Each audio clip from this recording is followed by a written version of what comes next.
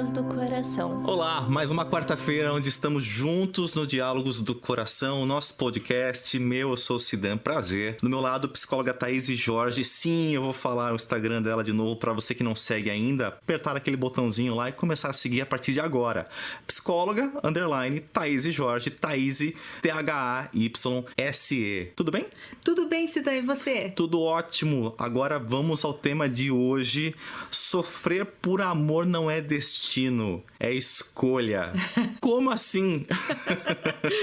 Pois é, eu tô empolgada com esse tema, porque esse tema, apesar de ser muito complexo, eu acredito aqui que com a minha explicação, talvez as pessoas possam entender como é que às vezes elas se colocam repetidas vezes em relacionamentos frustrados ou que as deixam profundamente infelizes, né? Uhum. Então, tem pessoas que não se amam o suficiente. A gente começa, em primeiro lugar, pelo amor próprio e pela autoestima. Se você não se ama o suficiente, se você não se basta sozinho, então são pessoas que ainda não sabem quem são, né? Não aprenderam quem elas são de fato. Então elas ficam sempre esperando que um outro a complete, que um outro venha trazer aquilo que falta para elas. E isso é a chave para dar errado, porque não existe esse outro que vai te completar. Você tem que, em primeiro lugar, se amar sozinho, para depois você poder somar com uma outra pessoa, né? Então tá tudo dentro da gente. Muitas pessoas não sabem que não falta nada para elas. Então não falta nada para você, Cidan. Tá tudo dentro de você. O mundo mora dentro de você. E tem uma frase do Campbell que eu gosto muito, que é do livro dele O Poder do Mito, que ele fala o seguinte: todos os deuses, todos os céus, todos os infernos estão dentro de você. Isso reflete muito bem o que eu tô querendo explicar. Não, tô entendendo. Se as coisas causam alguma reação em você, é porque elas já estão lá de alguma forma. Exatamente. Então, nada pode te atingir que já não esteja de alguma forma impresso, né, no caso, em você, ou pela tua criação, pelo teu desenvolvimento na adolescência, na vida com os pais, de criança, em relacionamentos passados. Então, se eu falar pra você alguma coisa que você sabe que você não é, eu não vou te atingir. Eu não vou conseguir te atingir, eu não vou conseguir te magoar, porque aquilo bate em você e vai pro outro lado, entendeu? Só, sabe, bala de ricocheteia, né? Exatamente. Talvez me dê uma impressão ruim ou boa sobre quem você é, mas não me atinge de fato. Exatamente, né? Isso. Você vai conseguir dividir, você vai conseguir separar que na verdade isso é meu, mas não te diz respeito. Só que quando que a coisa realmente complica? Quando as coisas colam na gente. Porque tem algum lugar nosso que aquilo fala alguma coisa que já diz respeito a nós também. Então a pessoa fala e a gente acredita. E daí a gente não consegue separar o que é do outro e o que é nosso. Entendeu? É justamente o que você falou. Então se alguém falar alguma coisa que eu sei que na verdade me dói, ou que eu sei que na verdade eu talvez faça errado, ou que eu sei que talvez eu precisasse melhorar, e a pessoa fala, aquilo vai colar em mim. Aquilo vai fazer sentido, entendeu? Entendi. Bom, sofrer por amor não é destino, mas se é uma escolha, isso se deve a vários fatores que estão à nossa volta, não? Sim. Então, as pessoas ficam num ciclo repetitivo de relacionamentos fracassados, né? E eu escuto muito dizerem o seguinte: eu não nasci pra isso, eu acho que ninguém me ama mesmo, acho que eu não nasci pra ser amada, tal. E, de novo, volto ao que eu tava falando antes, por que as pessoas têm essa sensação?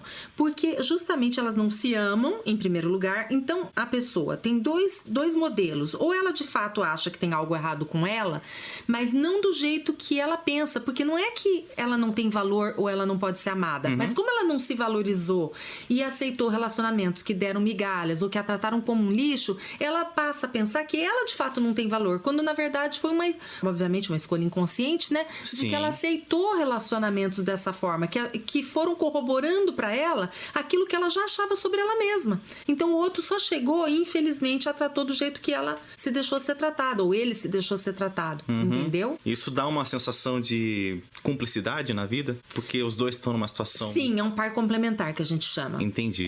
Dentro da psicologia nós chamamos isso de par complementar. O par pode ser tanto um par complementar na doença como na saúde, né, emocional, quer dizer, né? Nesse caso é um par complementar doentio, né? Porque um faz mal pro outro de alguma maneira. É um autofagismo pro mal, assim. Exato. Tipo, um alimenta o que há de pior no outro. Exatamente. Temos mais vertentes, não temos? Temos. Então, aí uma outra coisa que acontece também é que às vezes a pessoa vai pro outro lado. Ela não joga pra ela, tipo, eu que não tenho valor, acho que ninguém me ama, mas ela joga pro lado do tipo, ninguém presta. Já que nada deu certo pra minha vida, então ela fica com raiva do mundo. É muito comum, você vê até, tinha alguns comentários outro dia em uns posts meus, algumas leitoras colocaram, homem nenhum presta.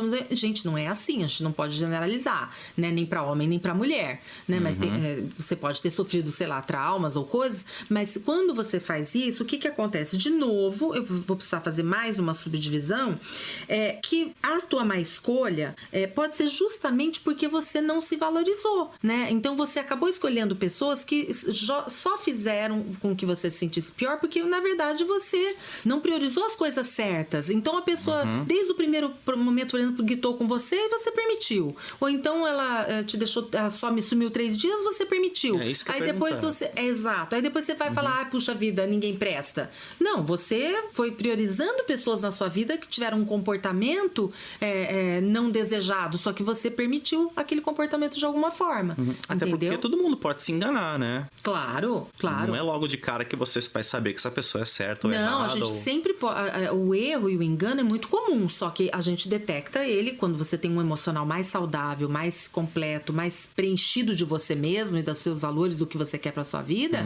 Aí você se engana por um tempo bem curto, né? Logo depois você já sabe, você já começa a separar o joio do trigo, você já sabe que aquele relacionamento, os sinais ficam muito claros. É como se fossem alarmes de bombeiro na sua cabeça, sabe? Você começa a ficar muito prático em detectar essas coisas, né? Então, de primeira, você já fala, bom, isso aqui já não é uma coisa muito saudável que essa pessoa tá fazendo. E o que acontece com essas outras pessoas mais debilitadas emocionalmente, né? Como a gente estava falando, que ainda não se amam, não tem uma autoestima fortalecida, é que esses sinais estão apagados, porque ela não enxerga isso, entendeu? Ela ou ele, tá? Eu sempre falando dos dois gêneros, porque acontece pros dois lados, mas assim, as pessoas não enxergam e daí elas acabam caindo nesses relacionamentos repetidas vezes. Isso é que é o mais frustrante de todo, A entendeu? gente ignora os sinais ou a gente não toma atitude quando eles aparecem? As duas coisas. Às vezes a gente não vê mesmo. Sim. Às vezes quando a gente começa a ver, começa a enxergar, é muito difícil de começar a mudar o padrão e exigir outra coisa para a própria vida. Então existem as duas coisas. Tanto você realmente de fato não vê,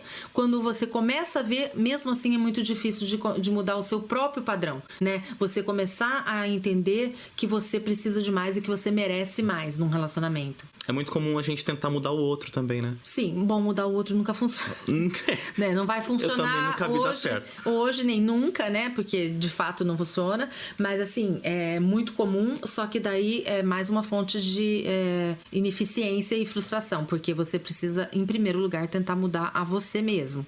E aí, você mudado, duas coisas podem acontecer. O outro não servir mais, ou através da sua mudança, se ainda for um relacionamento minimamente saudável, não completamente, né, deturpado, através da sua mudança você causa mudanças secundárias no outro. Isso acontece também. É bem legal daí, porque o outro, ao ver você tendo um novo comportamento, pode se adequar para não te perder.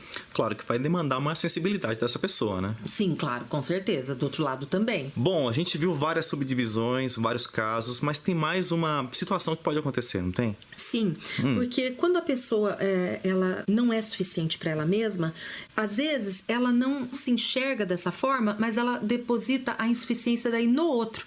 Então, nunca ninguém é suficiente para ela. Então, ela é uma pessoa extremamente crítica, extremamente exigente nos relacionamentos, então ela também não consegue ter relacionamentos. Você tem os dois casos, você entende? Tanto quando você se sente desvalorizado, ou quando o seu próprio sentimento de desvalorização você projeta no outro. Então, ninguém é suficiente para você, mas é porque você não se sente suficiente. Está o tempo todo insatisfeito. O tempo todo insatisfeito, mas não é com o outro. A gente pensa que é com o outro, mas na verdade a insatisfação está dentro da gente. A gente não é suficiente para a gente mesmo, então a gente deposita no outro para ficar mais fácil, para não ter que enxergar que a coisa é com a gente. É meio complicado, né?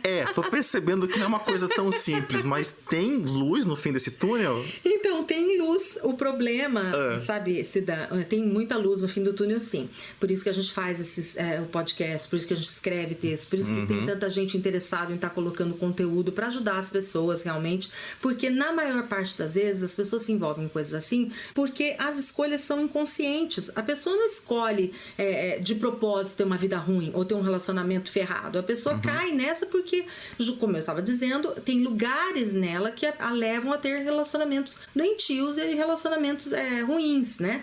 Então, como essas escolhas são inconscientes, o ideal é que a pessoa possa procurar ou uma terapia ou alguma outra forma de autoconhecimento, seja através de leituras ou de realmente estar escutando, como a gente está fazendo agora um podcast, Sim. ou se informando da melhor maneira possível para que ela saia desses lugares de insatisfação e de desvalorização dela mesma e construa relacionamentos mais saudáveis para a vida dela. Ela não precisa ter isso que você falou tudo agora na mente para poder olhar para si própria, identificar o problema e correr atrás de ajuda. Ela só precisa identificar que alguma coisa não está indo bem. Isso, é um processo. Não dá para resolver tudo de uma vez só, né? A nossa ideia, inclusive, pelo menos, justamente está trazendo cada vez mais conteúdos para que as pessoas, ao verem conteúdos que elas se identifiquem, elas possam ir aprendendo por conta própria também, né? Como ir se livrando de situações difíceis e doloridas na própria vida.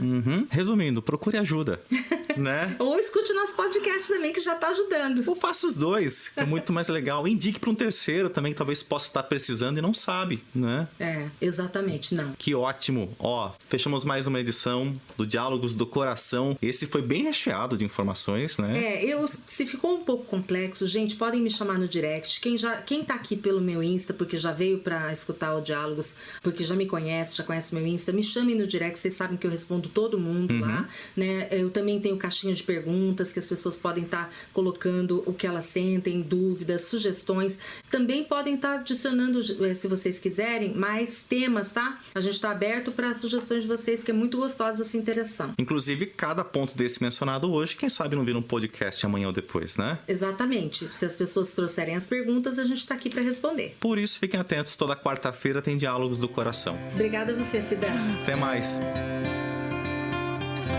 Diálogos do Coração.